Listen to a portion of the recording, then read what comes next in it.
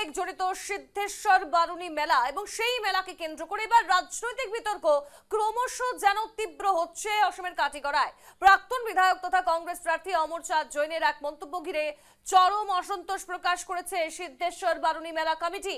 অভিযোগ, গত বছর মেলায় ঘটে যাওয়া এক অপ্রীতিকর ঘটনার সঙ্গে উত্তর করিমগঞ্জের বিধায়ক তথা কাটিগড়ার বিজেপি প্রার্থী কমলাক্ষ দে পুরকাস্তের নাম জড়িয়ে মন্তব্য করেন অমর চাঁদ জৈন এবং এই মন্তব্যকে অহেতুক ও উদ্দেশ্যপ্রণোদিত বলে অভিযোগ করেছে মেলা কমিটি। ধর্মীয় মেলা নিয়ে রাজনীতি, অমর চাঁদের মন্তব্যে তীব্র ক্ষোভ, বহিষ্কারের হুঁশিয়ারি মেলা কমিটির। বারুণী মেলা ইস্যুতে কবে আর কংগ্রেস প্রার্থীর বিরুদ্ধে সরব হচ্ছে কমিটি, মন্তব্য প্রত্যাহারের দাবি তাদের।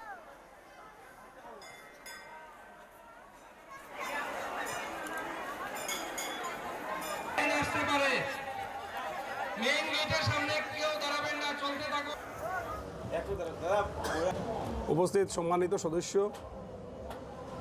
মেলা কমিটির সদস্যবৃন্দ এবং আমাদের মিডিয়া সেলের ভাইরা,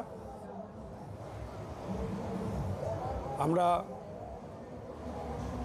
বিগত দিনের কিছু কথা আমরা বলতে আজকে আপনাদেরকে অনুরোধ করা হয়েছে যে আপনারাও এসেছেন। আমরা দু একদিন থেকে মোবাইল যুগে যে পাচ্ছি যে অমর চাঁদ জৈন মহাশয় তিনি একটি বক্তব্য রেখেছেন যে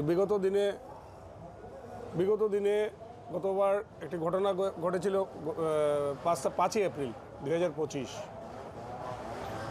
কিন্তু আদৌ সে ঘটনাটা এমন নয় যেভাবে রূপ দেওয়া চলছে।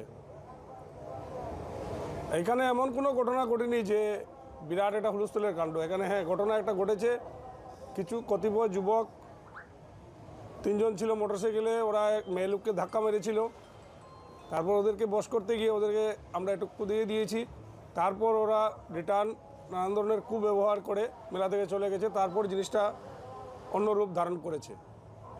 আমরা যতদূর চেষ্টা করেছি মেলা কমিটির প্রত্যেক সদস্যবৃন্দ এগিয়ে এসে যে ঝামেলাটুকু ঠান্ডা করার জন্য, শেষ পর্যন্ত পুলিশ প্রশাসন এসে ঝামেলা ঠান্ডা করে পরদিন 6ই এপ্রিল অমর চাঁদ জৈন আমার বাড়িতে আসেন। সবাইকে আজকে আমরা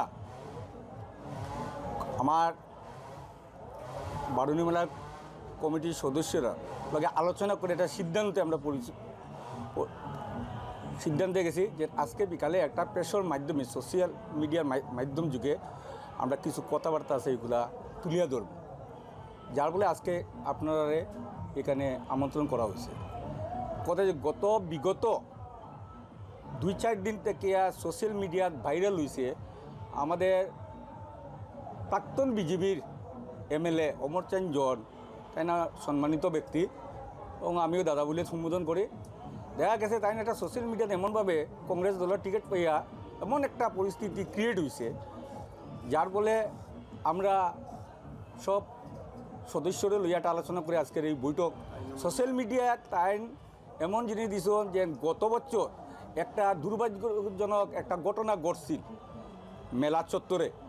যাই হোক, এটা আমরা সব সদস্যরা যৌথভাবে এটা সমাধানের লাইন খুঁজিয়ে বার করিয়া সমাধান করা হয়েছে।